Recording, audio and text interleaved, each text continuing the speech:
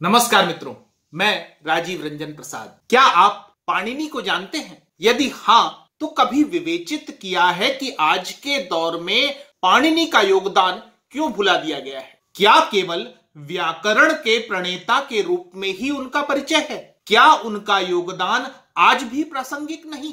कितना आश्चर्य है ना कि पाणिनि के कार्यों को पाश्चात्य जगत ने हाथों हाथ लिया, परंतु अपने ही देश में हम उनसे उदासीन हैं। क्यों?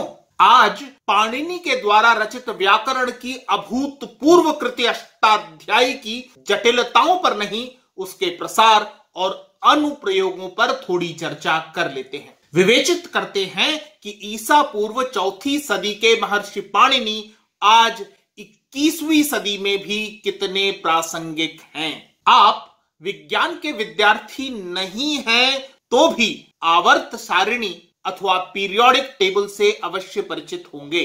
आवर्त सारिणी रासायनिक तत्वों को उनकी संगत विशेषताओं के साथ एक सारिणी के रूप में दर्शाने की व्यवस्था है। रूसी रसायन शास्त्री मेंडलीफ ने वर्ष 1869 में अपनी आवर्त सारिणी को प्रस्तुत किया। स्टैनफोर्ड यूनिवर्सिटी के प्रोफेसर पॉल किपोस्की बताते हैं कि मेंडलीफ के पीरियोडिक टेबल में पाणिनि की प्रेरणा कार्य कर रही थी। वस्तुतः मेंडलीफ के मित्र थे बौदलिंक, जो न केवल संस्कृत के विद्वान थे, अपितु वे पाणिनि के कार्यों पर उन्हीं दिनों एक पुस्तक भी लिख रहे थे। मेंडलीफ और बौदलिंक के आपसी विमर्श में शिव सूत्र चर्चा में आया। प्रोफेसर किपोस्की मानते हैं कि पाणिनि के शिव सूत्र से प्रभावित होकर ही तत्वों की 2 आयामी व्यवस्था का विचार मेंडलीफ को सूझा था। संस्कृत के विद्वान बौदलिंक इस कार्य में रासायनज्ञ मेंडलीफ और पाणिनि के मध्य की कड़ी बने। मोटे तौर पर यह भी देखें कि संस्कृत वर्णमाला के सारणिक रूप में प्रस्तुत किए जाने की क्षमता उसे उच्चारण के आधार पर कंठ और श्वास के प्रयोग आधारित वर्गीकरण से प्राप्त होती है। यही बात रूसी वैज्ञानिक मेंडलीफ को रुचकर लगी और इसी आधार पर रासायनिक बंध और परमाणु भार के वर्गीकरण के अनुरूप तत्वों की 2 आयामी सारिणी बनाई जा सकी थी।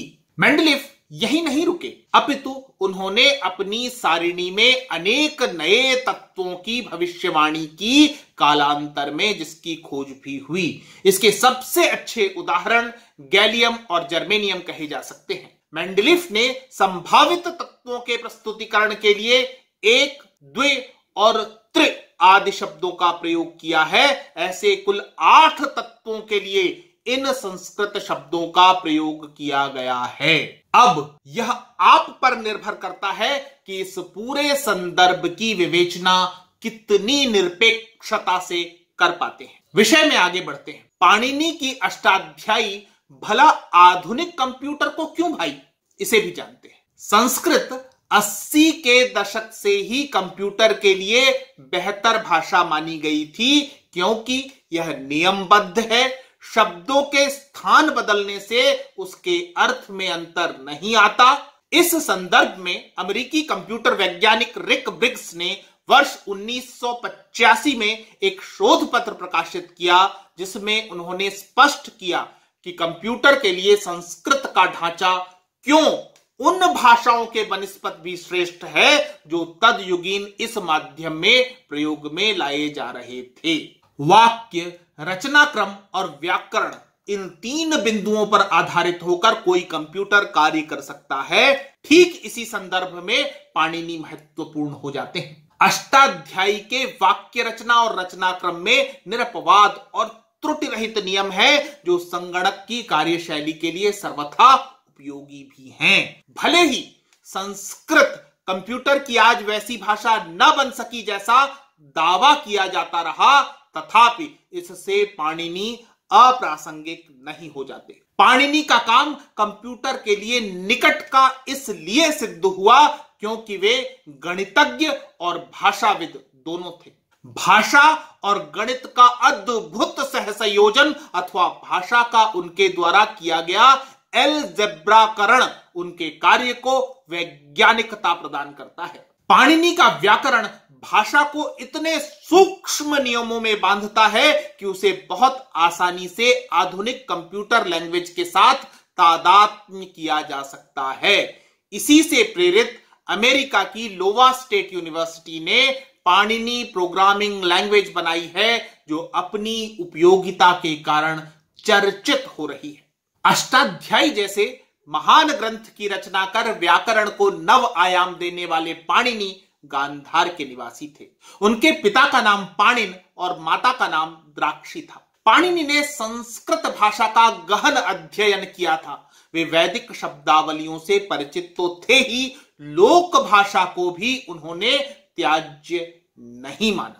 ऐसी संभावना है कि पाणिनि ने कुछ समय तक तक्षशिला विश्वविद्यालय में अध्यापन कार्य भी किया था। नंद वंश ने लगभग 344 ईसा पूर्व से 322 ईसा पूर्व के मध्य शासन किया, जिनका आरंभ महापद्मनंद से हुआ था। पाणिनि नंद वंश के संस्थापक सम्राट महापद्मनंद के घनिष्ठ मित्रों में गिने जाते थे। यह मित्रता उस शास्त्रकार परीक्षा के उपरांत उत्पन्न हुई थी, जिसमें न केवल पाणिनि अपितु उनके साथ वर्ष, उपवर्ष, पिंगल तथा व्याड़ जैसे विद्वान भी सम्राट द्वारा सम्मानित किए गए थे। आचार्य वर्ष पाणिनि के गुरु थे, जबकि उपवर्ष मीमांसा और वेदांत सूत्रों के भाष्यकार। आचार्य पिंगल छंदो विचित जैसे महान ग्रंथ के रचनाकार थे। व्याड़ को भी संग्रह नामक सूत्र शैली में लिखे गए अपने व्याकरण ग्रंथ के कारण प्रसिद्धि प्राप्त थी।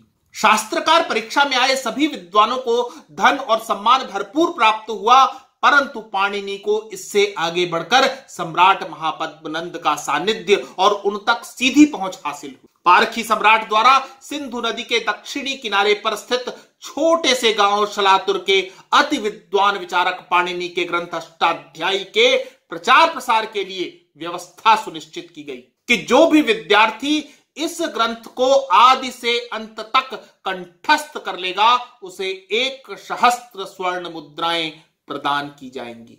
व्याकरण के नियमों को लेकर अष्टाध्यायी प्रधान ग्रंथ है ही, यह समय पर्यंत प्रासंगिक रहने वाला है। अष्टाध्यायी की रचना से पहले शब्द विद्या का वृहद विकास हो गया था, परंतु पाणिनि की रचना के समक्ष अनेक पुराने ग्रंथ अप्रासंगिक अथवा लुप्त हो गए। अब पूर्ववर्ती आचार्यों में केवल यास का निरुक्त ही प्रासंगिक रह गया है, चूंकि उसका कार्य वैदिक अर्थों को विवृत करना है। अष्टाध्यायी में 8 अध्याय और 3995 सूत्र हैं, जिनकी रचना अत्यंत संक्षिप्त अक्षरों द्वारा सूत्रों की शैली में की गई है। यद्यपि विशालकाय ग्रंथों के विकल्प के रूप में सूत्र लेखन का आरंभ पूर्ववर्ती आचार्यों ने भी किया है, तथापि इस शैली को दक्षता प्रदान करने का श्रेय पाणिनि को ही जाता है। आज विश्व की सभी भाषाएं भाषा की शुद्धता का अनुसरण करती हैं, परंतु इस परंपरा के प्रणेता तो महर्षि पाणिनि ही थे।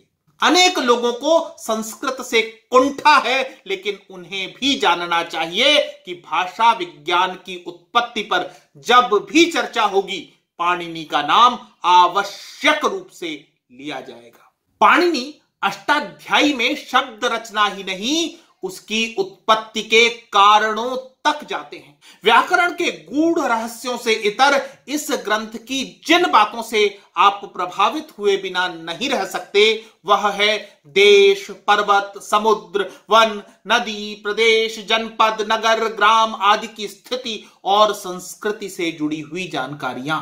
इस ग्रंथ में तत्कालीन सामाजिक आर्थिक स्थिति, साहित्य, शिक्षा और राजनीतिक जीवन, दार्शनिक चिंतन, भोजन और प्रकार, कृषि, वाणिज्य, व्यवसाय, सिक्के, नापतोल, सेना, शासन, राजा, मंत्री परिषद, यज्ञ, देवी देवता, साधु सन्यासी, रंगरेज, बढ़ई, लुहार, जुलाहा, महाजन, किसान, जुआरी, बहेलिया, अर्थात जहां तक जीवन का विस्तार है, समस्त जानकारियां उपलब्ध हैं।